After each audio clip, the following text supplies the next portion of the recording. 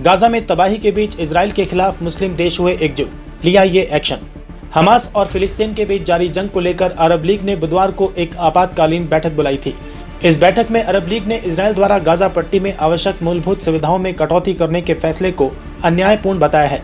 साथ ही इजराइल से गाजा पट्टी में जल्द से जल्द मूलभूत सुविधाओं की बहाली की मांग की है। हमास और इजराइल में जारी जंग को रोकने के लिए अरब देशों के बीच लगातार बैठकों का दौर जारी है। बुधवार को भी 22 देशों के संगठन अरब लीग ने मिस्र के कायरो में सदस्य देशों के साथ एक आपातकालीन मंत्री स्तरीय बैठक की है।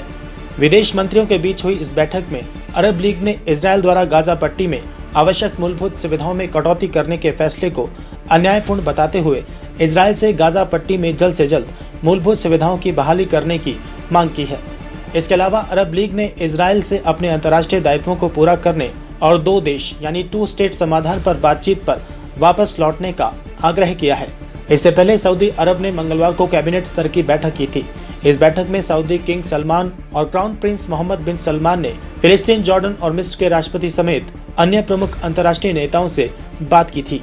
अरब लीग ने गाजा पट्टी की घेराबंदी की निंदा की। बैठक में अरब लीग के सदस्यों के विदेश मंत्रियों ने इजराइल और हमास के बीच जारी युद्ध पर चर्चा की। इस दौरान मंत्रियों ने इजराइल से गाजा की पूर्ण नाकेबंदी हटाने की मांग की।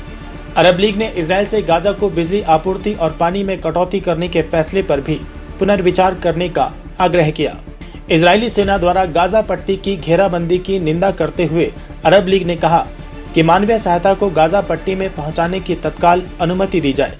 अरब देशों के विदेश मंत्रियों ने कहा कि अरब लीग इजराइल से गाजा पट्टी में भोजन, ईंधन और मानवीय सहायता तत्काल भेजने का आह्वान करता है। शनिवार को हमास द्वारा इजराइल के शहर में रॉकेट दागने के बाद से ही इजराइल की सेना गाजा पट्टी और खास तौर पर हमास के ठिकानों पर बम बरसा रही है। इजराइल ने गाजा पट्टी की पूर्ण घेराबंदी करते हुए पानी, भोजन और बिजली की आपूर्ति काट दी है।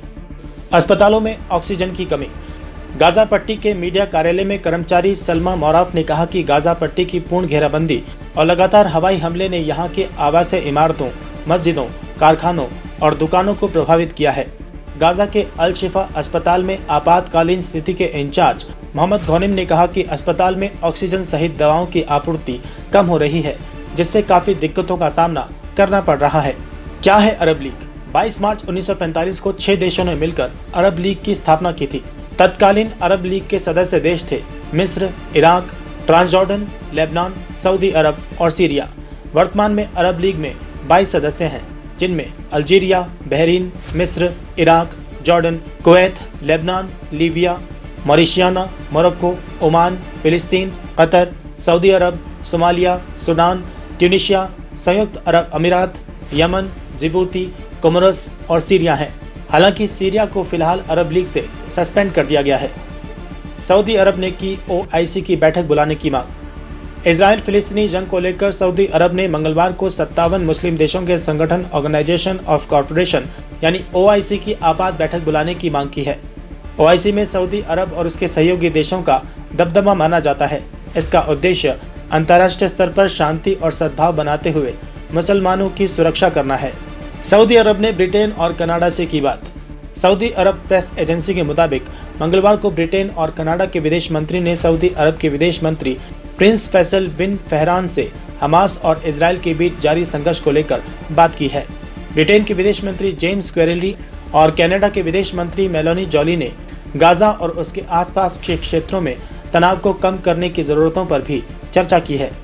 इस बातचीत के दौरान सऊदी अरब ने फिलिस्तीनी लोगों की आकांक्षाओं को पूरा करने और इस संघर्ष का उचित समाधान खोजने के महत्व को दोहराया है। इसके अलावा सऊदी अरब ने नागरिकों की रक्षा करने और अंतर्राष्ट्रीय शांति और सुरक्षा बनाए रखने के लिए अंतर्राष्ट्रीय समुदाय को एक साथ आने का आह्वान किया।